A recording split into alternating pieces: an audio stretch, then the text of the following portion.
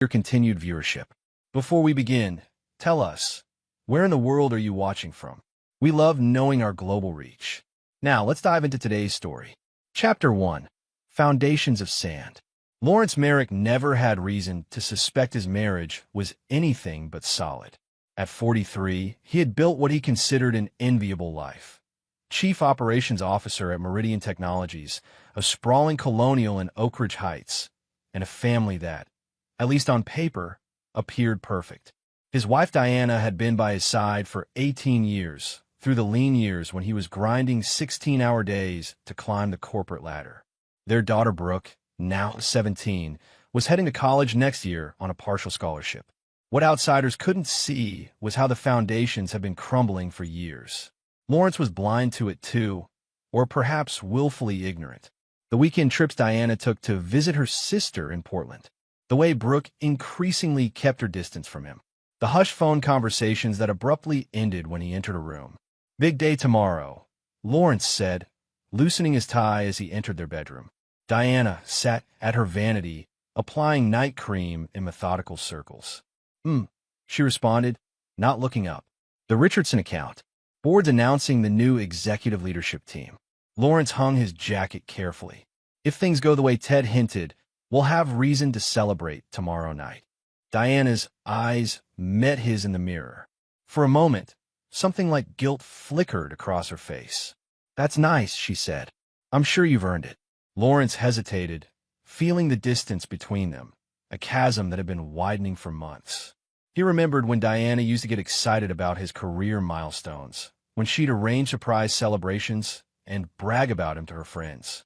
"I made reservations at Lucille," he continued. "Table for 3 at 8. Thought Brooke might want to join us." Diana's hand stilled. "I'll let her know," she said, an odd note in her voice. In his home office, Lawrence reviewed the quarterly projections one last time. The Richardson acquisition had been his baby, 18 months of strategic planning and careful negotiation. His phone buzzed with a text from Ted Blackwell, his mentor and the CEO of Meridian. "Congratulations in advance. You knocked it out of the park." Board vote was unanimous. A warm flush of pride spread through Lawrence. After years of sacrifice, of missed family dinners and working holidays, the payoff was finally here. Executive Vice President. The salary bump alone would add another $200,000 a year, not counting the stock options. He thought of Diana's reaction when he'd paid off the mortgage on her parents' home 4 years ago, taking over the payments when her father's health took a turn. The gratitude in her eyes then almost made up for the growing coldness between them. In Brooke's room, music thumped behind a closed door. Lawrence knocked gently. "What?" came a muffled response. "Can I come in for a sec?" The music lowered, and Brooke opened the door, her expression guarded. Her room was a typical teenager's space. Clothes scattered across the floor, posters of bands Lawrence had never heard of, textbooks abandoned on the desk. "Big meeting tomorrow," Lawrence said, leaning against the doorframe. "I was hoping you'd join your mom and me for dinner tomorrow night. Lucille at 8. Brooke looked down, fidgeting with her phone. "I have plans tomorrow." "This is important, Brooke. Can you reschedule?" She shrugged, not meeting his eyes. "I'll see." Lawrence felt a familiar frustration rising. When had his daughter become this stranger? He remembered coaching her soccer team, the weekend spent teaching her to ride a bike, the bedtime stories. Now she could barely look at him. "Your mother will text you the details," he said finally, retreating. That night, Lawrence lay awake beside Diana, listening to her measured breathing. Something felt off, but he couldn't, or wouldn't, pinpoint what. Tomorrow would change everything, he told himself. Success had a way of fixing problems. Money had a way of papering over cracks. He didn't notice Diana checking her phone in the darkness, or the smile that played across her lips at the message she received. Chapter 2. The Ascent. The boardroom erupted in applause as Ted concluded his announcement. Lawrence stood, accepting handshakes and backslaps from his colleagues. The promotion to Executive Vice President of Operations was official, along with a corner office and direct reporting line to the CEO. "Speech," someone called out. Lawrence cleared his throat, surveying the faces around him. Some genuinely happy for him, others masking envy beneath professional smiles. I couldn't have done this without every person in this room, he began. Especially Ted, who took a chance on me when I was just a project manager with big ideas. Ted raised his coffee mug in salute. And of course, my family, Lawrence continued. My wife Diana has been my rock for 18 years, through all the late nights and missed weekends. My daughter Brooke, who's put up with a dad who was sometimes more present on Zoom calls than at her school events. A few knowing chuckles rippled through the room. After the meeting, Lawrence retreated to his office to find it already being packed up for the move to the executive floor. His assistant Gina had arranged for a bottle of champagne and a card signed by his team. Congratulations, Mr. Merrick, she said, beaming. The movers will have everything in your new office by morning. Thanks, Gina. And please, after 5 years, you can call me Lawrence. Old habits, she smiled. Oh, and your wife called while you were in the meeting. She asked if dinner could be moved to 7 instead of 8. Lawrence frowned. Did she say why? No, just that 7 would work better for their schedule. Their schedule. The wording struck him as odd, but he dismissed it.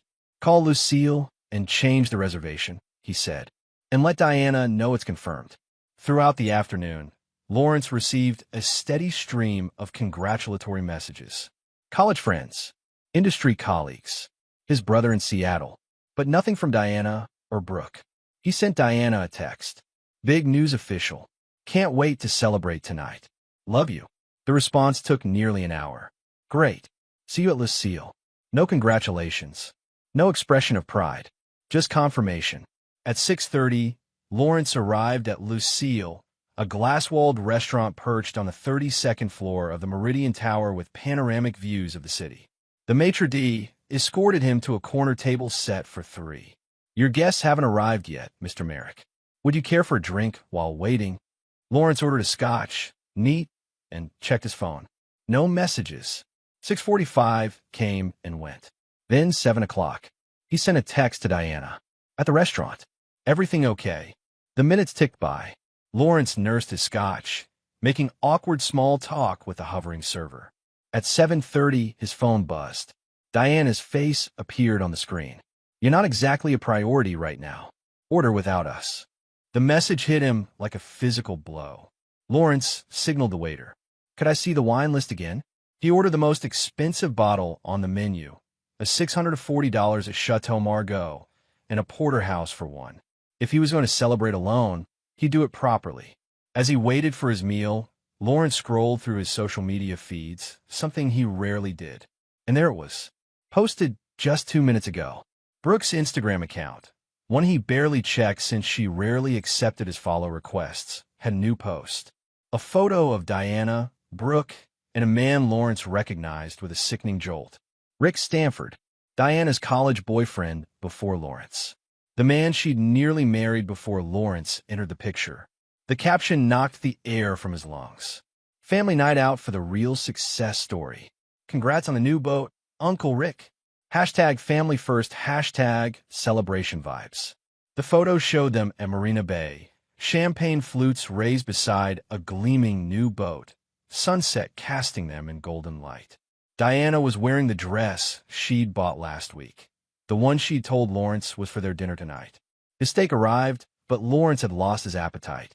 He drained his wine glass, then refilled it to the brim. The waiter hovered nearby, sensing the shift in mood. Is everything all right with your meal, sir? Bring me the check, Lawrence said quietly. And a pen. When the bill arrived, $1, $7.40 including the bottle of wine he'd barely touched. Lawrence signed it with a generous tip. As he rode the elevator down to the parking garage, his phone buzzed again. A text from an unknown number. Hey Lawrence, Rick here. Diana told me about your promotion. Congratulations, man. No hard feelings about tonight. The boat was a surprise for everyone. We should catch up sometime. Lawrence stared at the message, a cold rage building inside him. No hard feelings? The casual presumption that they were on speaking terms? That this was a simple scheduling conflict rather than a deliberate humiliation? He got into his car, but didn't start it immediately. Instead, he opened his banking app and navigated to the mortgage account for Diana's parents' home. The one he'd been paying faithfully for 4 years since her father's stroke. The monthly payment of $3,200 was scheduled for tomorrow. His finger hovered over the Cancel Recurring Payment button. Not yet, he thought. First, he needed answers. Chapter 3. The Revelation. The house was dark when Lawrence pulled into the driveway at 10:30 p.m. Diana's car was still gone. He unlocked the door, dropping his keys with deliberate noise on the marble entry table. The silence of the house mocked him. In his home office, Lawrence opened his laptop and began to dig. Years of handling corporate intelligence had taught him how to find information. He started with the basics: bank statements, credit card transactions, phone records. The picture that emerged made his stomach churn. Weekly cash withdrawals from Diana's personal account. Money he'd never questioned because they maintained separate accounts alongside their joint finances. Calls to the same number dozens of times a month, going back over 2 years. A credit card statement showing purchases at jewelry stores and high-end restaurants on days Diana claimed to be visiting her sister. Lawrence poured himself a whiskey from the decanter on his desk, mind racing. How long had Rick Stanford been back in the picture? When had his family begun their betrayal? He accessed Diana's email using the password she didn't know he had, her mother's maiden name and birth year, unchanged for a decade. There they were, hundreds of messages between Diana and Rick dating back 3 years. The earliest ones were innocent enough, reconnecting after running into each other at a college alumni event, then growing increasingly intimate, planning meetups, discussing Lawrence's long hours and business trips as opportunities. And Brooke had known for at least 2 years, based on the emails, had been brought into their confidence, turned against her own father. He's always been more of a provider than a dad, Diana had written in one message. Brooke barely knows him. He's just a guy who pays for everything. The words burned like acid. Lawrence had sacrificed everything to provide for them, to give them security and comfort. And this was how they repaid him. At midnight, headlights swept across the front windows. Lawrence remained in his office, listening as Diana entered the house. Her heels clicked on the hardwood, then stopped. She noticed his keys, realized he was home. "Lawrence!" Her voice carried down the hallway. He didn't answer. After a moment, her footsteps continued upstairs. Lawrence waited until he heard the shower running, then followed. In their bedroom, Diana's phone lay on the dresser. He picked it up, unlocked, another careless mistake on her part. The message thread with Rick was open. "Did you tell him yet?" Rick had texted at 9:15 p.m. "Not yet. Waiting for the right moment. He'll be devastated. It's been 3 years, D. Time to rip off the Band-Aid." "I know." After his big promotion, dinner seemed cruel. "Would do it tomorrow." Lawrence took screenshots, sending them to his own phone. Then he continued scrolling, finding earlier messages about Rick's new boat, a $175,000 purchase financed by the dealership where he worked as sales manager. A boat Rick apparently couldn't afford on his own, based on Diana's text promising to help with the payments once things were settled. The shower shut off. Lawrence returned to his office, locking the door behind him. His mind was surprisingly clear now, the initial shock crystallizing into icy determination. Opening his laptop again, he began to make plans. First, he transferred $500,000 from their joint savings account to his personal account, money earned from his bonuses over the years, which he had deposited for their retirement. Next, he drafted emails to their family attorney and financial advisor, requesting urgent appointments for the next day. At 2 a.m., Lawrence heard Diana try the office door, finding it locked. "Lawrence? Are you in there? We need to talk." He remained silent, continuing his methodical work. Diana eventually gave up, returning upstairs. By morning, Lawrence had pieced together the full extent of the betrayal. Rick Stanford had re-entered their lives 3 years ago, cultivating a relationship with both Diana and Brooke. The visits to her sister were weekends with Rick. The emotional distance was deliberate, preparing for the eventual split. His daughter had been turned against him, fed a narrative of an absent father too consumed with work to care about his family. As dawn broke, Lawrence completed the final transfers and arrangements. He canceled the recurring mortgage payment on Diana's parents' home. He contacted HR to change the beneficiaries on his life insurance and retirement accounts. He drafted a note, printed it, and sealed it in an envelope. When he finally emerged from his office, Diana was in the kitchen making coffee, still in her robe. She jumped slightly at his appearance, eyes red-rimmed, stubble darkening his jaw, still wearing yesterday's suit. "Lawrence, we need to talk," she began, her voice gentle in the way one speaks to a terminally ill patient. "No, we don't," he replied coldly. "I'm late for work.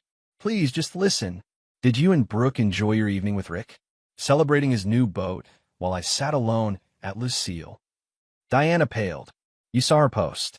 "I saw everything, Diana. 3 years of messages. Plans to leave me. Turning my daughter against me while I paid for her college fund. Spending my money on your lover's boat." "It's not like that," she protested. "Rick and I reconnected, yes, but—" "Save it," Lawrence interrupted. "I'll be staying at the Westin downtown for the foreseeable future. My attorney will contact you." "Lawrence, please." But he was already walking out the door, envelope in hand. At the end of the driveway, he stopped at the community mailbox, retrieving the day's mail. Among the envelopes was the monthly statement for the mortgage on Diana's parents' home. Lawrence drove to their house, a modest bungalow in the suburbs, and placed both the statement and his sealed note in their mailbox. The note read, "I've been covering your mortgage for 4 years. The payments are now canceled. Ask Rick Stanford to pay it. He seems to be the new man of the family. Lawrence." Then he drove to work, ready to begin his first day as executive vice president, and the first day of his meticulously planned revenge. Chapter 4. The Counterattack. By 9 a.m., Lawrence had settled into his new corner office, the nameplate already updated to reflect his promotion.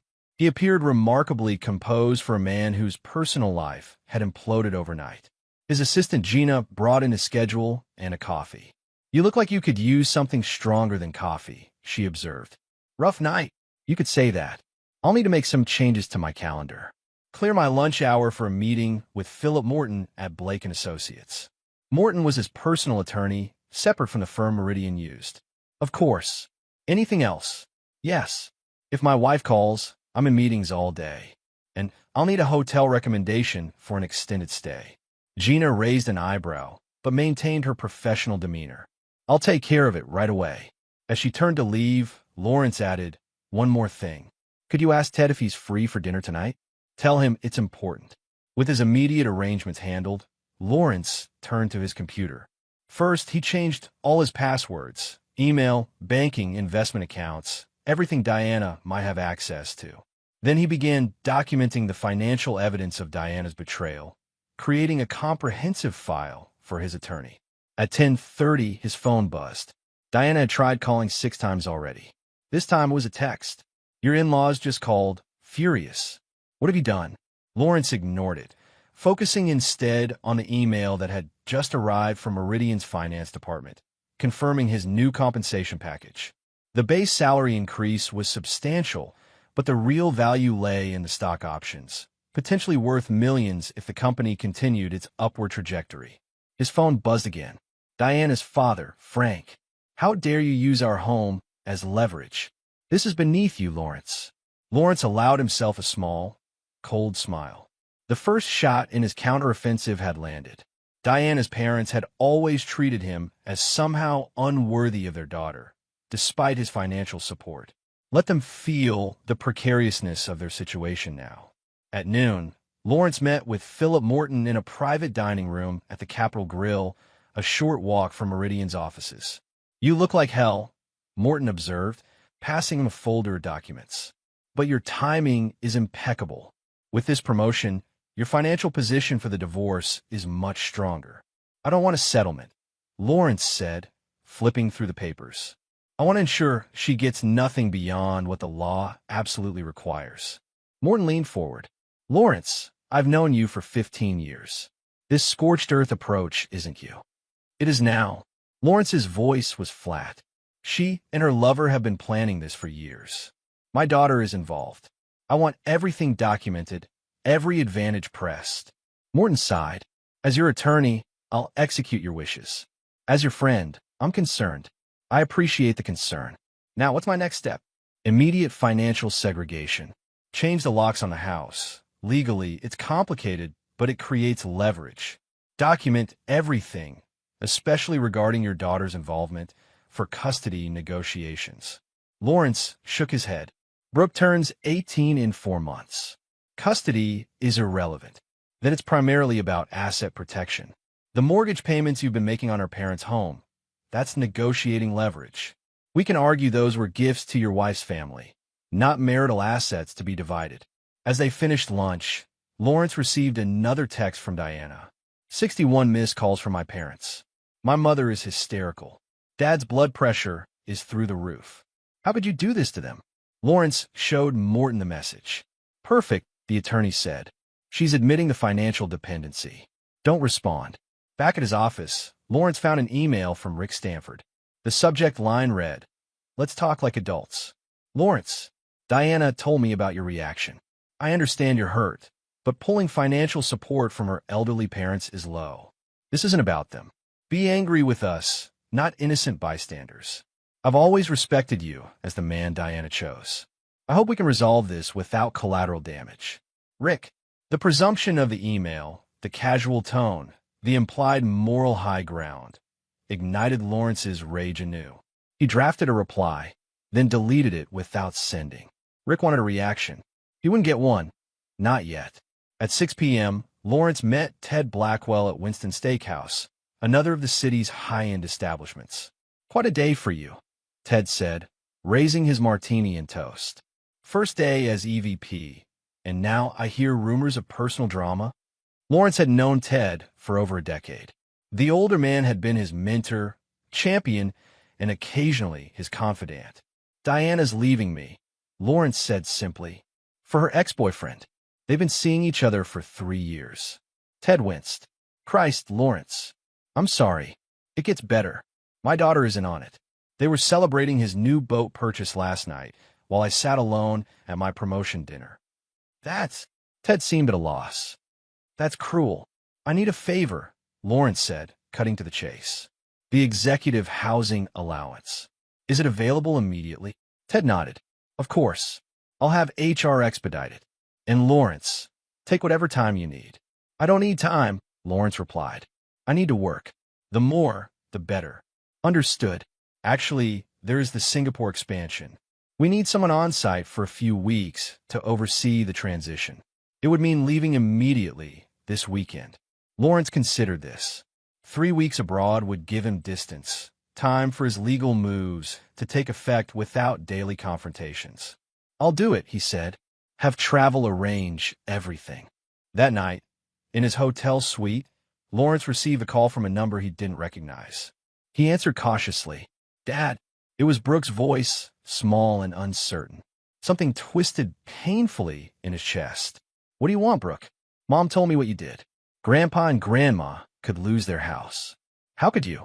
How could I? Lawrence's voice rose despite his efforts to control it. How could you? My own daughter, conspiring behind my back? Celebrating with your mother's lover, while I sat alone at what should have been a family dinner. You were never there for us. Brooke shot back, her voice breaking. Always working, always at the office. Uncle Rick actually showed up. He came to my debate competitions, my soccer games. Where were you? The accusation struck deep, partly because Lawrence recognized the kernel of truth in it. There had been missed events, abbreviated weekends, work calls that interrupted family time. But never from lack of caring. Always from his drive to provide, to secure their future. Uncle Rick, Lawrence repeated, the term like poison on his tongue. He's not your uncle. He's the man your mother has been cheating with for 3 years. While I paid for your private school, your college fund, your grandparents' mortgage. It's always about money with you. Brooke was crying now. That's all you care about. No, Brooke. I cared about our family. You and your mother were the ones who decided I wasn't worthy of basic respect or honesty. He ended the call, hands shaking. Part of him wanted to reach out to try to make his daughter understand. But the larger part, the wounded, betrayed part, couldn't forgive her participation in his humiliation. Lawrence opened his laptop and sent 2 emails. The first was to his bank, confirming the stop payment on Diana's parents' mortgage. The second was to his attorney, attaching screenshots of his conversation with Brooke as evidence of parental alienation. Then he booked a one-way ticket to Singapore departing in 48 hours. Chapter 5. The Execution. Singapore greeted Lawrence with suffocating humidity and the sterile efficiency of a city-state built on corporate ambition. It suited his mood perfectly. For 3 weeks, he immersed himself in establishing Meridian's Asia-Pacific headquarters, working 18-hour days and collapsing into dreamless sleep in his luxury hotel suite. The distance gave him clarity. Each day, he received updates from Morton about the divorce proceedings. Diana had hired Richard Bolling, a renowned divorce attorney known for securing generous settlements for wronged spouses. Their initial demand was predictably excessive: half of Lawrence's accumulated wealth, ongoing alimony of $12,000 monthly, and continued mortgage payments for her parents. They're overreaching, Morton assured him during their daily video calls. Standard opening gambit. But I'm concerned about some of your financial moves immediately after discovery. The judge might view them as attempts to hide assets. I'm not hiding anything, Lawrence replied. I'm protecting what's mine from people who betrayed me. While in Singapore, Lawrence maintained radio silence with Diana and Brooke. He ignored the increasingly desperate messages from Diana's parents about their mortgage situation. His only personal communications were with Ted Blackwell, who kept him updated on company matters, and Gina, who manages affairs back home. 3 days before his scheduled return, Lawrence received an unexpected email from Rick Stanford. Lawrence, this has gone far enough. Diana's parents are facing foreclosure notices. Is that really what you want? To punish innocent elderly people? I'm prepared to take over the mortgage payments, but the bank won't work with me without your cooperation. Let's resolve this like reasonable men. Rick? Lawrence forwarded the email to Morton with a single instruction: use this as leverage. The next day, Morton called with news. They've revised their settlement offer significantly. No alimony, just asset division. And they're willing to include a non-disclosure agreement. No public statements about the circumstances of your separation. What changed? Lawrence asked, though he suspected he knew. Rick Stanford's financial situation is more precarious than it appeared. The boat purchase stretched him thin. He can't cover the mortgage on her parents' home without liquidating investments at a loss. Interesting, Lawrence said. Counter with this. I'll resume the mortgage payments temporarily if Diana signs over her interest in our vacation property in Lake Tahoe. Full ownership to me, plus she forfeits any claim to my Meridian stock options. That's aggressive, Morton hedged. The Tahoe property alone is worth over $1 million. And I paid for it, Lawrence said flatly. Every penny. It was my bonus that covered the down payment, my salary that paid the mortgage. Diana hasn't worked since Brooke was born. I'll present it. Morton agreed reluctantly. On the eve of his departure from Singapore, Lawrence received confirmation.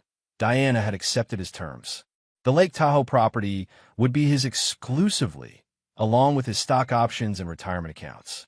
In exchange, he would temporarily resume mortgage payments on her parents' home, with the stipulation that they would cease permanently once the divorce was finalized.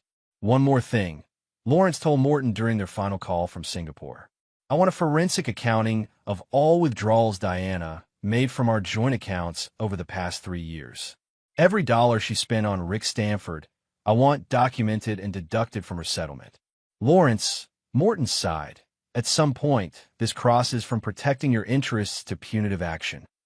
That's precisely the point, Lawrence replied. They should understand there's a price for betrayal. Lawrence returned to a city in the grip of early autumn, leaves beginning to turn along the boulevards leading from the airport to downtown. He had arranged for a corporate apartment, a sleek, minimalist 2-bedroom with views of the financial district where Meridian's headquarters dominated the skyline. His first meeting upon return was with Ted Blackwell, who had been running interference with colleagues curious about Lawrence's abrupt departure and the rumors of his marital troubles. Singapore was impressed, Ted said, settling into one of the leather chairs in Lawrence's office. The team you assembled is top-notch. Board's talking about making you point person on all international expansions. I'd welcome the challenge, Lawrence said. And the travel. Ted studied him carefully. How are you really doing? I'm focused on work, Lawrence deflected. The personal situation is proceeding as expected. Diana called the office twice while you were gone. Ted said carefully. Seemed quite distraught. Lawrence's expression hardened. That won't happen again. The settlement negotiations are almost complete. Good, good. Ted nodded, clearly uncomfortable. And your daughter? Brooke, right? A shadow crossed Lawrence's face. She made her choice. Ted cleared his throat. Listen, Lawrence, I've been divorced twice. It's hell, especially when kids are involved. If you need to talk. Thank you. Lawrence cut him off, but I'm handling it. That evening, Lawrence visited the house for the first time since the night of his discovery. He had arranged with Morton to collect personal items while Diana was at her weekly therapy appointment. Another detail he'd uncovered in his investigation, sessions she'd been attending for over a year, presumably to deal with the guilt of her affair. The house felt like a museum of someone else's life. Family photos on the walls, furniture he'd paid for but never had time to enjoy, the trappings of a successful family man. Lawrence moved efficiently through the rooms, filling boxes with only what mattered. His grandfather's watch, case files from significant career milestones, the few genuine personal mementos not tainted by association with Diana or Brooke. In Brooke's room, he paused. On her desk sat a framed photo he'd never seen before, Brooke flanked by Diana and Rick at what appeared to be a college campus tour. All three smiling broadly. A perfect family unit with no space for Lawrence. The betrayal felt fresh again, a knife twisting in an unhealed wound. He left the photo untouched, but opened Brooke's desk drawer. Inside was a leather-bound journal, the one he'd given her for her 16th birthday, monogrammed with her initials. He flipped it open, knowing it was an invasion of privacy, but beyond caring. The entries confirmed everything. Page after page detailed Brooke's growing relationship with Rick, who had positioned himself as the understanding father figure, the man who actually had time for her. Diana was described as finally happy and living authentically. Lawrence appeared mainly as an ATM, the distant provider whose absence was noted only when it inconvenienced them. One entry from 6 months ago struck particularly deep. Mom says once everything is settled with the divorce, Rick will probably officially adopt me. I haven't used Dad's last name on anything except legal documents for months anyway. Rick says he'd be honored to have me as a daughter. Lawrence replaced the journal, a cold certainty settling over him. This wasn't just about Diana's betrayal anymore. This was about the systematic erasure of his role in his own family, a coordinated effort to replace him while continuing to exploit his financial support. As he loaded the last box into his car, a familiar vehicle turned into the driveway. Diana's Audi, returning earlier than expected. Lawrence considered leaving immediately, but decided against it. This confrontation was inevitable. Diana emerged from the car, stopping short when she saw him. She looked thinner than he remembered, dark circles under her eyes. "Lawrence," she said, her voice carefully neutral. "Morton said you'd be coming for your things." "Just finished," he replied coldly. "We need to talk about Brooke," Diana said, taking a step toward him. "She's devastated by all this. She won't even speak to her grandparents because of the mortgage situation." Interesting priorities, Lawrence noted. Not devastated by betraying her father, just by the consequences. She's a child, Lawrence. She's 17, Diana. Old enough to understand loyalty. Old enough to know that celebrating with her mother's lover while her father sits alone at a restaurant is cruel. Diana's composure cracked. "What do you want from us? Blood? You've taken a house in Tahoe, your precious stock options, frozen accounts, Brooke, and I need for basic expenses. I've paid every household bill," Lawrence interrupted. "I've maintained Brooke's college fund.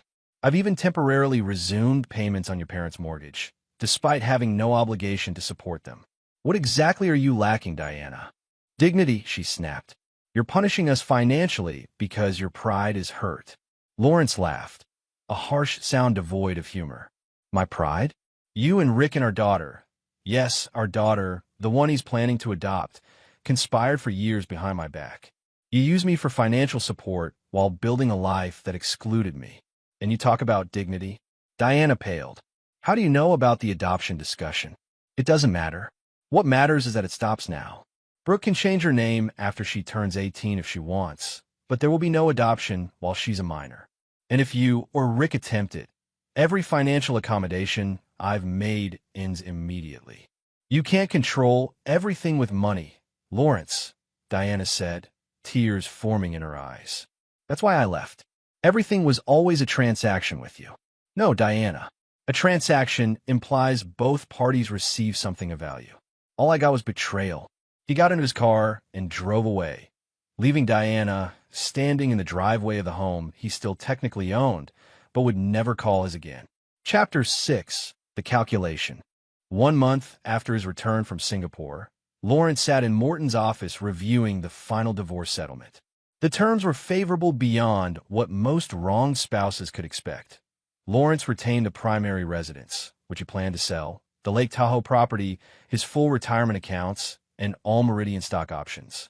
Diana received a cash settlement equivalent to approximately 20% of their marital assets, plus the vacation timeshare in Florida that Lawrence had never particularly enjoyed. Most importantly, the settlement included ironclad confidentiality provisions and penalties for disparagement. Neither party could publicly discuss the reasons for their divorce, a condition Lawrence had insisted upon to protect his professional reputation. She's agreed to everything, Morton said, sliding the document across his desk. Frankly, I'm surprised. Balling usually fights harder. He fought, Lawrence replied, skimming the pages. I just had more leverage. About that leverage, Morton hesitated. The forensic accounting revealed something interesting about Rick Stanford's boat purchase. Lawrence looked up. I'm listening. The down payment, $35,000, came from a joint account Diana opened with Brooke last year. An account funded primarily by the emergency cash you've been giving Brooke monthly since she started driving. The revelation should have angered Lawrence, but he felt oddly detached. Of course, they had used his money to finance Rick's toys. The pattern was consistent. Does Diana know you discovered this? No, Morton confirmed. It wasn't directly relevant to the settlement calculations. Lawrence nodded slowly. Keep it that way. I may need it later. Outside Morton's office, Lawrence checked his phone to find 3 missed calls from Ted Blackwell. He returned the call immediately. Lawrence, good, Ted answered. Can you come to the office? Something's come up with the Singapore project. Within the hour, Lawrence was seated in Meridian's executive conference room with Ted and 2 board members he didn't know well. The atmosphere was tense. We've received concerning information, Ted began, uncharacteristically formal, about your activities during the Singapore assignment. Lawrence kept his expression neutral. What kind of information? Allegations that you used company resources for personal activities. Specifically, that you directed the legal team in Singapore to investigate a Rick Stanford, who has no connection to Meridian's business interests. Lawrence felt a cold prickle along his spine. He had indeed asked Meridian's Singapore legal department to run a background check on Rick, curious about his financial situation. It had seemed a minor request at the time, a small use of company resources during his management of a major project. I can explain, Lawrence began, but Ted raised a hand. Before you do, you should know this complaint came from Stanford himself. He apparently has a friend who works for a Singapore contractor. We learned about the inquiry. He contacted our ethics hotline. The trap was elegant in its simplicity. Rick had used Lawrence's own company against him, potentially undermining his new executive position. A petty revenge for the financial pressure Lawrence had applied. It was a momentary lapse in judgment, Lawrence admitted. During a personally difficult time, my wife was leaving me for this man, and I wanted to ensure there were no financial entanglements that might affect Meridian if the situation became public. Ted and the board members exchanged glances. That's understandable, one of them said cautiously, but still a misuse of company resources. I accept full responsibility, Lawrence said, and will accept whatever reprimand the board deems appropriate. Ted looked relieved. Given your record and the circumstances, the board is inclined toward leniency. A formal reprimand in your file, reimbursement of the legal department's time, and mandatory ethics refresher training. Thank you, Lawrence said, maintaining his professional demeanor. I appreciate the consideration. After the meeting, Ted pulled Lawrence aside. That was a close one. Stanford clearly wanted to damage your position here. It won't happen again, Lawrence assured him. Good. Because the board signed off on your proposal for the European expansion. You'll be leading it personally. 3 months in London, starting next quarter. The opportunity was exactly what Lawrence needed. Distance, challenging work, and time to execute the next phase of his plan. Rick Stanford's attempted sabotage had backfired, pushing Meridian's leadership to reaffirm their confidence in Lawrence through this prestigious assignment. That evening, Lawrence received a text from Diana. Just sign the final papers. It's really over. Despite everything, I hope you find peace, Lawrence. He didn't respond. Peace wasn't what he sought. Justice was. The following day, Lawrence visited First Capital Bank, where he and Diana had done their personal banking for over a decade. Martin Wells, the branch manager, greeted him warmly. Mr. Merrick, good to see you. Your ex-wife was in yesterday, completing the account separations. That's actually why I'm here, Lawrence said. There's one joint matter still requiring attention. In Martin's office, Lawrence explained his request. The mortgage on Diana's parents' home, while being paid by Lawrence, was legally in both his and Diana's names, a detail he had purposely not addressed in the divorce settlement. I'd like to transfer the mortgage fully to Diana, Lawrence explained. Remove myself completely from the obligation. Martin looked uncomfortable. That would require her to qualify for the loan independently, Mr. Merrick. Based on her financial declaration in your divorce filing, that seems unlikely. I understand, Lawrence said, but I'd like to try anyway. And Martin, I'd appreciate if this conversation remained confidential. Diana should hear about the transfer attempt from the bank, not from me. Of course, Martin agreed. Client confidentiality is paramount. Lawrence knew exactly what would happen. The bank would contact Diana about assuming the mortgage. She would fail to qualify based on her limited income and the substantial existing debt on the property. The bank would then either require her to find a co-signer or face foreclosure proceedings. Rick Stanford, despite his boat purchase and apparent success, was over-leveraged himself. Another detail Lawrence had discovered through his ill-advised background check. He wouldn't qualify as a co-signer. Diana's parents, both retired and living on fixed incomes, certainly couldn't assume the loan. Lawrence had created the perfect trap. Legally, he had fulfilled his settlement obligation by maintaining the mortgage payments through the divorce proceedings. The transfer attempt was entirely legal and would appear to the court as a good-faith effort to disentangle their financial affairs. When Diana and her parents inevitably came begging for help, he would have maximum leverage. 2 days later, Lawrence received a frantic call from Diana. The bank says you're removing yourself from my parents' mortgage. They'll lose their home, Lawrence. I'm simplifying our financial separation, Lawrence replied calmly. The divorce is final. There's no reason for me to remain on a loan for your parents' home. You know I can't qualify to take it over. Neither can they. That sounds like a problem for you and Rick to solve, Lawrence said. Perhaps he could sell his boat. Diana's voice broke. My father had another stroke last week. The doctor says he can't be moved. This stress could kill him, Lawrence. Is that what you want? For a moment, Lawrence felt a flicker of doubt. Frank and Marion had never been particularly warm to him, but they were elderly people with health problems. Did they deserve to be collateral damage in his war with Diana and Rick? He pushed the thought aside. What I want, he said coldly, is for actions to have consequences. You, Rick, and Brooke made your choices. These are the consequences. What will it take? Diana asked after a long silence. To keep you on the mortgage until we can find another solution? Lawrence had been waiting for this question. A full accounting of every penny of my money that went toward Rick's boat, repaid in full, and a written acknowledgement from Brooke that her Uncle Rick used her college savings fund for his down payment. That's cruel, Lawrence. Using Brooke that way.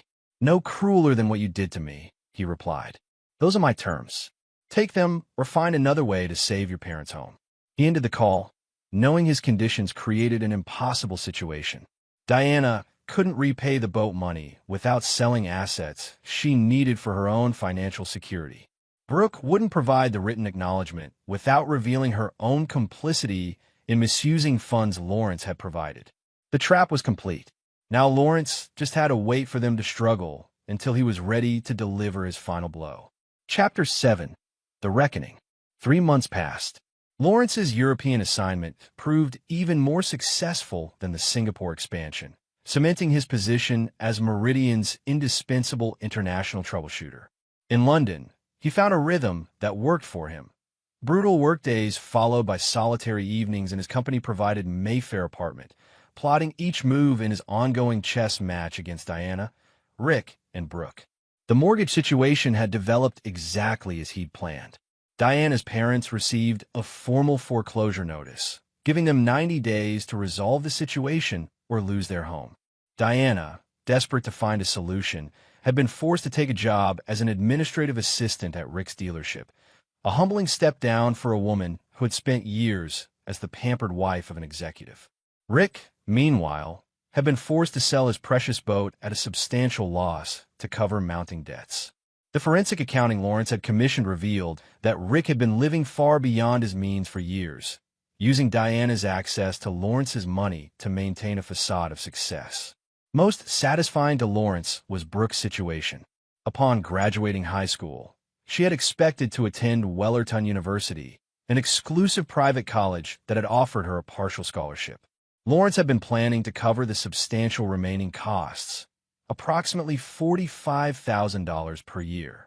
Without his support, and with Diana's reduced circumstances, Brooke had been forced to defer her acceptance and enroll in community college instead. Lawrence tracked these developments through calculated sources, occasional updates from neighbors in their old community, Morton's continued monitoring of the legal situation, and the surprisingly helpful Martin Wells at First Capital Bank, who kept Lawrence informed of Diana's increasingly desperate attempts to resolve the mortgage crisis. In early December, Lawrence returned to the States for Meridian's annual board meeting and holiday party. The company had experienced its most profitable year ever, with the international expansions Lawrence had overseen contributing significantly to the bottom line. His bonus would be substantial, over $1.2 million, and rumors circulated that he was being groomed to succeed Ted Blackwell as CEO within the next few years. The night before the board meeting, Lawrence received an unexpected visitor at his downtown apartment. The doorman called up to announce that a Miss Merrick was in the lobby, insisting on seeing him. Lawrence's first instinct was to refuse, but curiosity won out. Send her up. Brooke looked different than he remembered. Thinner, with dark circles under her eyes, her fashionable clothes replaced by jeans and a worn sweater. When she stepped into his apartment, he noticed she still wore the watch he'd given her for her 16th birthday. "Dad," she said, the words sounding foreign on her lips after so long. "Brooke," he replied neutrally. "This is unexpected."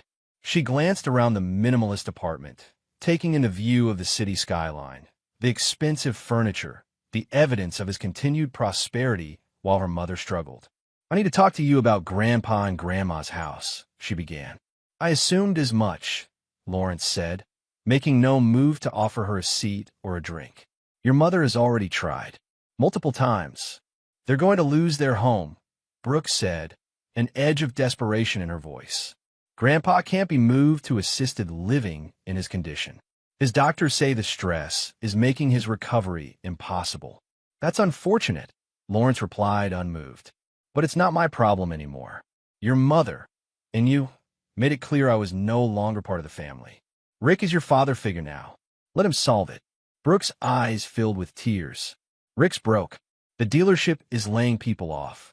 Mom's job might be next. He can't help. So I'm good enough to be the ATM, but not good enough to be treated with basic respect." Lawrence asked coldly. "That's not how it works, Brooke. I was 16 when Mom reconnected with Rick." Brooke burst out. "I was a kid who barely saw her father because he was always working. Rick showed up to my events, took an interest in my life. What was I supposed to do?" "You were supposed to be loyal," Lawrence said simply. "You were supposed to tell me what was happening instead of participating in humiliating me. That Instagram post on my promotion night, that was deliberate cruelty, Brooke, from my own daughter." Brooke looked down, unable to meet his gaze. "I know. I'm sorry for that. I was angry because you'd missed my debate championship the week before, for a business dinner." The accusation struck home. Lawrence had indeed missed that event, the regional finals where Brooke's team had placed first. He'd sent flowers and called to congratulate her, but he hadn't been there. "I was building a future for us," he said quietly. "Everything I did was to ensure you and your mother had security and opportunities. We needed you, not your money," Brooke countered. "But that's not why I'm here. I'm here because innocent people are suffering. Grandpa and Grandma don't deserve this." Lawrence studied his daughter's face, searching for the manipulation he'd come to expect from Diana. Instead, he saw genuine distress and something else: integrity, the willingness to humble herself for others. "Mom told me your conditions," Brooke continued when he didn't respond. "About writing an acknowledgement about the boat down payment. I'll do it. I'll admit everything. Rick used money from our joint account. Money you gave me for emergencies and college expenses. I knew where it was going, and I didn't stop it." Lawrence hadn't expected this direct admission. "Why now? Why admit it?" "Because it's true," Brooke said simply. "And because Grandpa and Grandma are more important than my pride. Or Mom's. Or Rick's." For the first time in months, Lawrence felt something besides cold satisfaction or burning rage. A glimmer of respect for the young woman his daughter was becoming. Someone willing to admit her mistakes. "Write it," he said, pushing a notepad across the counter that separated them. "Everything. How long you knew about their relationship. When the financial transfers started. How you felt about deceiving me." Brooke took the notepad with shaking hands and began to write. For 20 minutes, the apartment was silent except for the scratch of pen on paper. When she finished, she slid the pages back to Lawrence. The confession was more comprehensive than he'd expected. Brooke admitted knowing about Diana and Rick's relationship for over 2 years before the confrontation. She detailed how Rick had cultivated her loyalty through attention and gifts, gradually turning her against Lawrence. She described the boat down payment scheme and her own willing participation, believing Lawrence owed them for his emotional absence. Most surprisingly, she wrote about her regret, not just for the current circumstances, but for her role in the betrayal itself. "I was wrong," the final paragraph read. "I let resentment and the desire for attention override my integrity. I chose the easier relationship with Rick over the more complicated one with my real father. I'm not asking for forgiveness, just for mercy for people who don't deserve to suffer for my mistakes." Lawrence folded the pages carefully and placed them in his desk drawer. "I'll need to think about this." "The foreclosure date is next week," Brooks said, rising to leave. "There's not much time to think." "I'm aware of the timeline," Lawrence replied. "I'll be in touch." After Brooke left, Lawrence poured himself a scotch and read her confession again. The raw honesty surprised him. He had expected the document to be a tool for further leverage, but instead found himself moved by his daughter's willingness to accept responsibility. He picked up his phone and called Martin Wells, despite the late hour. "Martin, it's Lawrence Merrick. I need you to delay the foreclosure proceedings on Frank and Marion Layton's mortgage. Just for 30 days. I'm reconsidering my position." "I'll see what I can do, Mr. Merrick," Martin replied, sounding relieved. The bank would prefer not to foreclose on elderly homeowners if alternatives exist. Lawrence ended the call, uncertain of his next move. The reckoning he had engineered was playing out perfectly, yet Brooks' visit had introduced an unexpected variable. For the first time since the night of his discovery, Lawrence questioned whether his revenge was striking the right targets. Chapter 8: The Ultimatum. The board meeting exceeded all expectations. Meridian's leadership voted unanimously to accelerate the international expansion, with Lawrence receiving formal designation as Chief of Global Operations, a newly created position reporting directly to Ted Blackwell with oversight of all non-domestic ventures. "It comes with a substantial compensation increase," Ted told him afterward, "and a seat on the executive committee. You've earned it, Lawrence." The recognition should have been satisfying, vindication that his professional worth remained untarnished by his personal trials. Instead, Lawrence found himself distracted, Brooks' confession weighing on his mind. The raw vulnerability of her admission had cracked something in his carefully constructed armor of righteous vengeance. After the meeting, Lawrence drove to a part of town he'd avoided for months, the middle-class neighborhood where Diana's parents had lived for over 40 years. The modest ranch-style home looked shabbier than he remembered, the once meticulous landscaping now overgrown. A ramp had been added to the front steps, accommodation for Frank's limited mobility after his strokes. Lawrence sat in his car, observing the house without approaching. What was he doing here? The logical next step in his plan had been to use Brooke's confession as leverage to force a final, humiliating concession from Diana and Rick. Instead, he found himself questioning whether destroying Diana's parents served any purpose beyond cruelty. His phone buzzed with a text from Diana. "Brooke told me she came to see you. Whatever you're planning, please leave her out of it. This is between us." Lawrence started the car and drove away without replying. He needed clarity before making his next move. The holiday party that evening would provide a necessary distraction, a chance to accept congratulations from colleagues and bask in his professional success, while he considered his personal vendetta. The party was held at the Marquis, an exclusive hotel downtown whose ballroom Meridian had reserved for the occasion. Lawrence arrived fashionably late, accepting a glass of champagne from a passing waiter as he entered. Colleagues immediately gravitated toward him, offering congratulations on his promotion and inquiring about the European expansion. An hour into the event, Lawrence excused himself from a conversation with board members to get another drink at the bar. As he waited, a familiar voice behind him sent a jolt through his system. "You look good, Lawrence. Success suits you."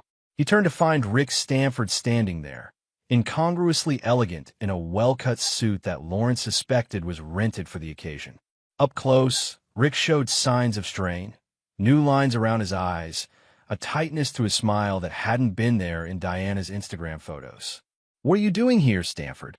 Lawrence kept his voice low, conscious of colleagues nearby. "Looking for you, actually," Rick replied with forced casualness. "Your assistant was kind enough to mention this event when I called your office." Lawrence made a mental note to have a word with Gina about screening calls more carefully. "You have 30 seconds before I have security escort you out." Rick's facade of confidence wavered. "It's about Frank and Marion's house. The bank called yesterday. They've delayed the foreclosure, but it's still happening. And this concerns me how?" Lawrence asked coolly. "Cut the act, Lawrence. You know exactly what's happening. You engineered it." "No, Rick. You and Diana engineered it when you decided to play house with my family while I paid the bills. Actions have consequences."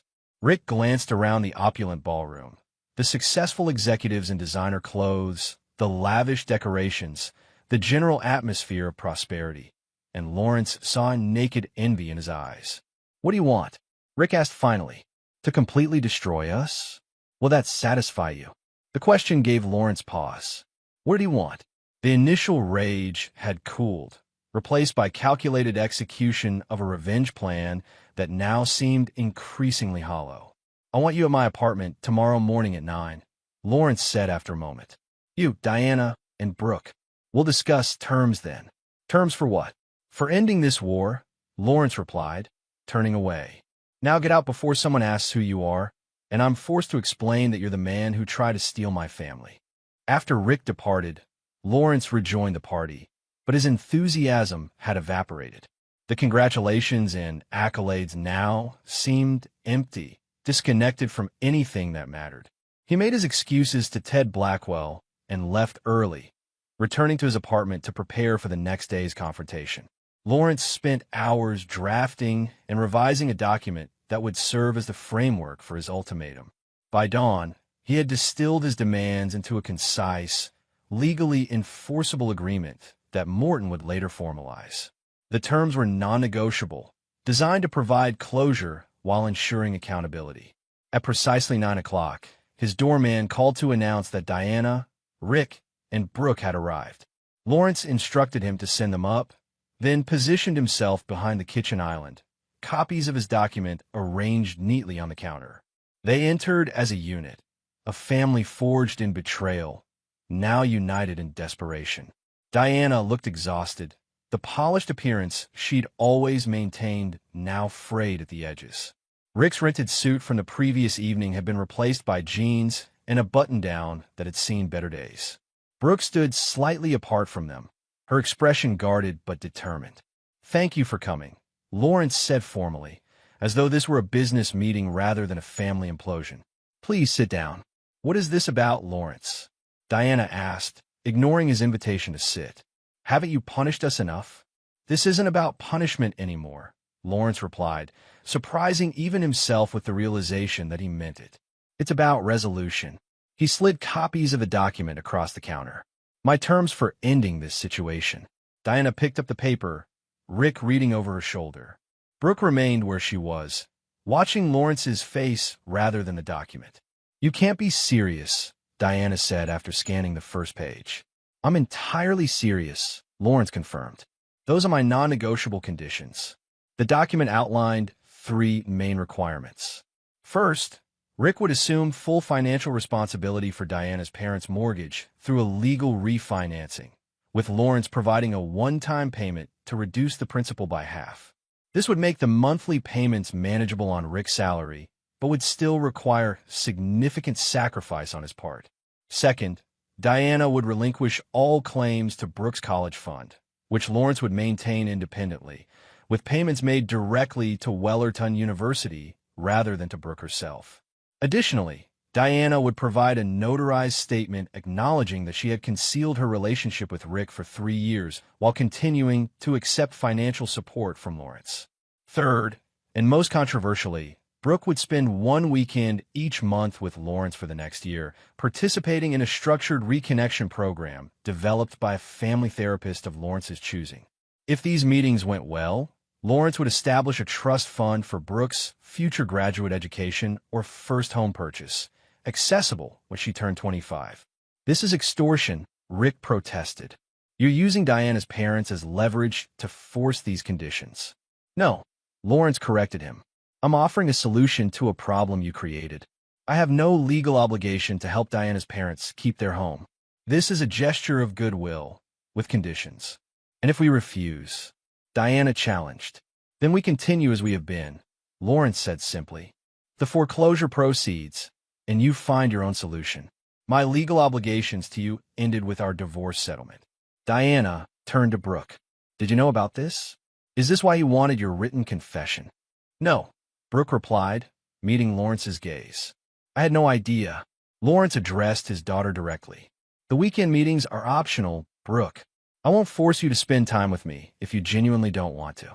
But I'm offering a chance to rebuild something that might benefit us both. And my grandparents' house depends on my agreement?" Brooke asked, her voice tight. "No," Lawrence said firmly. "That part is between Rick, your mother, and me. You're not a bargaining chip." Something shifted in Brooke's expression, surprise, then cautious relief. "Then I'll agree to the meetings. Not for the trust fund, but because I think we should try." Diana looked betrayed. "Brooke, you don't have to do this." "Yes, I do, Mom," Brooke replied quietly. "Not because Dad's forcing me, but because it's right."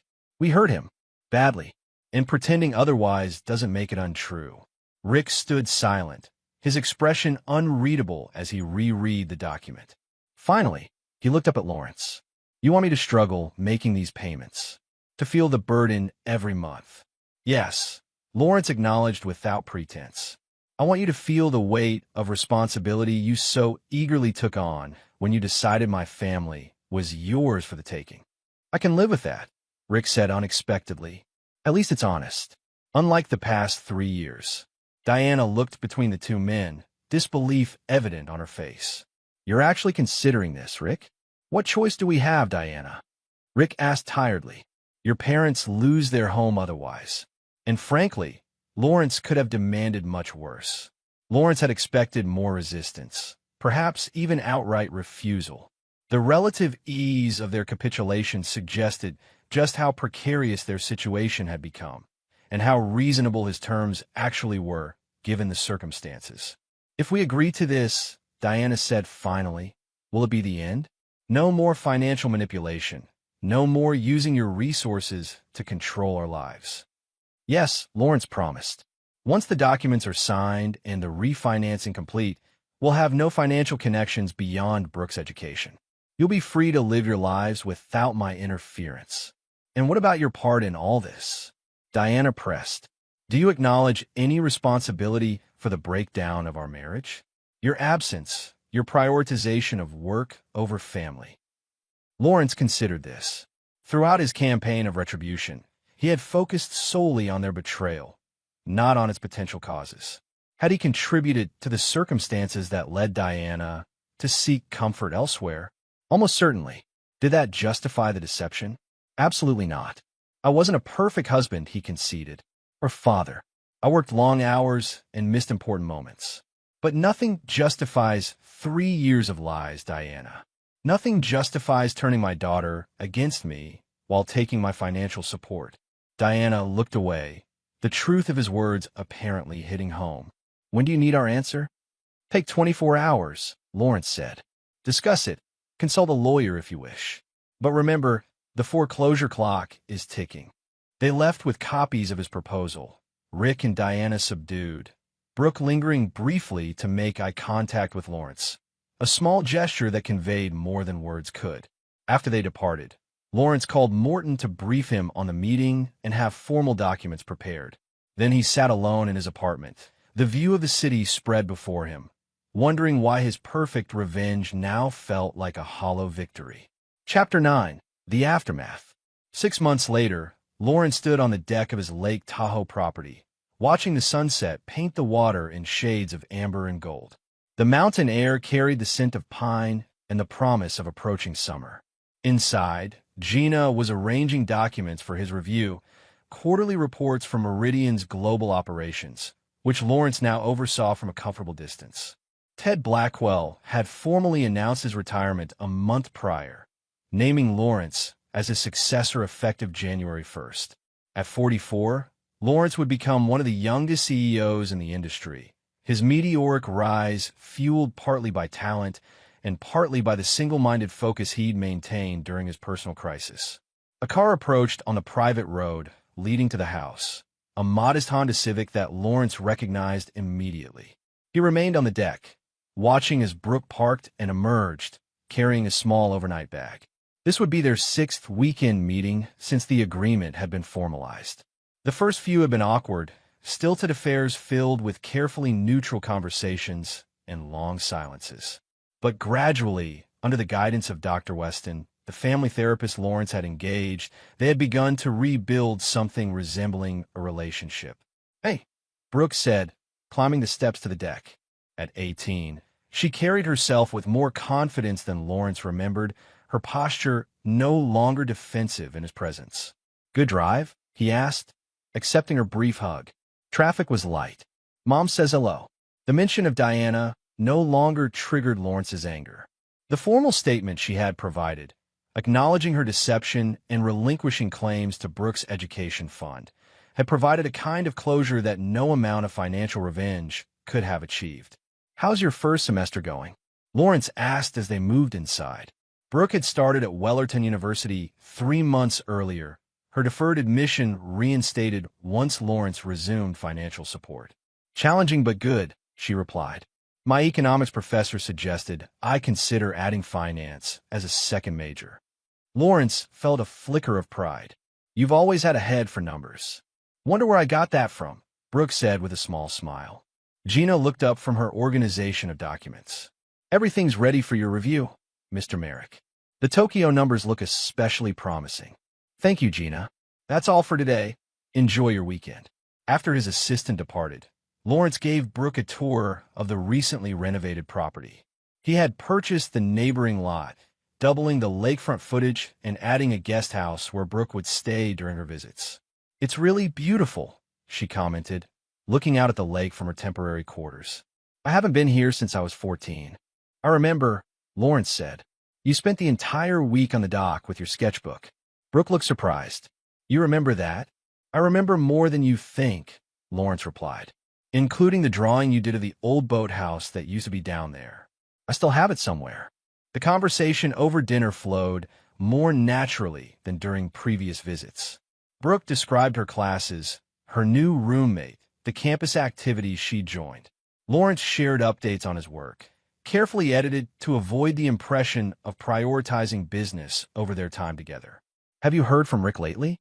Lawrence asked as they moved to the living room with coffee.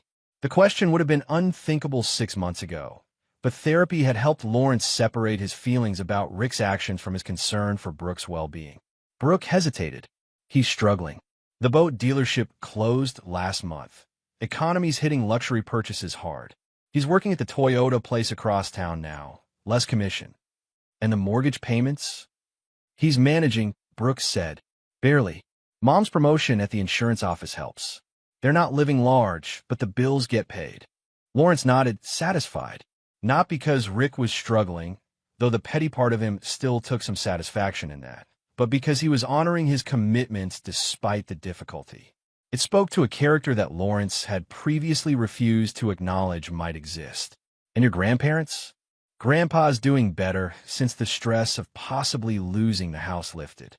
Grandma says he's even talking about planting a garden next spring. The conversation lulled into comfortable silence. Brooke sipped her coffee, then set it down decisively. Can I ask you something, Dad? Something we haven't really talked about in therapy? Lawrence tensed slightly, but nodded. Of course. Are you happy? I mean, you got everything you wanted. The promotion, the house, your revenge. Did it fix anything? The question cut to the heart of what Lawrence had been contemplating during solitary evenings in this very room. Had his meticulous revenge plan brought him happiness? Had it healed the wound of betrayal? Not in the way I expected, he admitted. The anger kept me functioning when I might have collapsed. The revenge gave me purpose when I felt adrift. But happiness? No, that's come more recently, and from unexpected sources. Like what? Like these weekends, Lawrence said honestly. Getting to know my daughter as the adult she's becoming, rather than the child I remember. Finding meaning in building something rather than tearing it down. Brooke studied him, her expression thoughtful. You know, for a long time I was angry that you seemed to care more about your work than about us. I used that to justify everything. The lies, letting Rick step into your role, even that Instagram post that hurt you so much. Lawrence waited, sensing she needed to continue. But I've realized something over these past months. You never stopped caring. You just didn't know how to show it except through providing for us. And we, especially Mom and I, never acknowledged how much that mattered. The admission struck Lawrence deeply. For years, he had measured his worth as husband and father through financial provision, professional achievement, creating security. The emotional connection had seemed secondary, a luxury compared to the essentials of keeping his family safe and comfortable. I made mistakes too, Lawrence acknowledged. I should have been more present, more attuned to what was happening in my own home. Maybe we all got what we deserved, Brooke suggested. Mom and Rick have each other, but they'll struggle financially for years. You got your career success and financial security, but lost your family. And she paused. I learned that loyalty matters, that actions have consequences. And what about now? Lawrence asked. What do we deserve now? Brooke considered this. Maybe a second chance? Not to go back to what was, that's impossible, but to build something new that acknowledges the past without being defined by it. Lawrence thought about the trust fund he had established for Brooke, set to mature when she turned 25. The legal document had been drafted as a contingency, a carrot to ensure her participation in these mandated visits. Now it seemed unnecessary. Their reconnection was happening organically, driven by mutual effort rather than financial incentive. I like that, he said simply. The weekend unfolded differently than their previous meetings. They hiked along the lakeshore, Lawrence pointing out properties he'd considered purchasing before settling on this one. Brooke showed him sketches from her art elective, talent Lawrence had never properly appreciated before. They talked about her future plans, his upcoming CEO position, possibilities neither had considered during the dark months of their estrangement. On Sunday afternoon, as Brooke prepared to return to campus, Lawrence handed her an envelope. "What's this?" she asked, pausing in the act of loading her overnight bag into the car. "The trust document," Lawrence explained. "I've had it amended. It's now an irrevocable trust, no longer contingent on our meetings. Whether you choose to continue these weekends or not, the fund will be there when you turn 25. Brooke looked down at the envelope, then back at Lawrence. "I'm going to keep coming, you know. Not for this." "I know," Lawrence said, "but I wanted you to be sure that you're here by choice, not obligation." After Brooke departed, Lawrence returned to the deck, watching until her car disappeared around the bend in the road. His phone buzzed with an email notification, Ted Blackwell, sending the final transition timeline for Lawrence's CEO ascension. Lawrence glanced at it briefly, then set the phone aside. There would be time for work later. For now, he wanted to sit with the unexpected peace he had found, not in the completion of his revenge, but in its transformation into something more constructive. Diana and Rick would continue their struggles, both financial and otherwise. The consequences of their actions would follow them for years, perhaps decades. Lawrence's targeted revenge had ensured that, but he no longer needed to actively participate in their difficulties to feel vindicated. His own wounds hadn't disappeared entirely. Trust, once broken, could never be fully restored. But the bitter rage that had consumed him for months had mellowed into something more manageable, a scar rather than an open wound. Lawrence Merrick had gotten his revenge. It hadn't played out exactly as he'd planned, with the total destruction of those who had betrayed him. Instead, it had evolved into something more nuanced. Accountability without obliteration, consequences balanced with selective mercy. In the end, Lawrence reflected, true power wasn't found in destroying others, but in deciding when to stop. He had brought Diana, Rick, and Brooke to their knees, and then, from that position of absolute leverage, had chosen a path that allowed for something beyond mere vengeance. Not forgiveness. Lawrence Merrick wasn't capable of that. Not yet, and perhaps not ever. But something adjacent to it. Something that acknowledged the reality that human connections, even damaged ones, were more complex than the balance sheet of emotional debts he had so carefully tabulated. As the sun dipped behind the mountains, casting long shadows across the lake, Lawrence pulled out his phone again and opened Ted's email. Tomorrow he would return to the city, to Meridian's headquarters, to the life he had built from the ashes of personal betrayal. He would continue to excel, to lead, to achieve. But he would do so now with a different understanding of success, one that couldn't be measured solely in stock options or corporate titles or financial retribution. One that included weekend conversations with his daughter and the gradual rebuilding of a relationship he had once thought irretrievably lost. It wasn't the ending he had originally planned in those dark days after discovering Diana's betrayal. It was perhaps something better. And there you have it. Another story comes to an end. What did you think? I'd love to hear your thoughts in the comments below. If you enjoy this story, consider joining our community by subscribing. It means the world to us. For more stories like this one, check out the recommended videos on screen. And I'll see you there.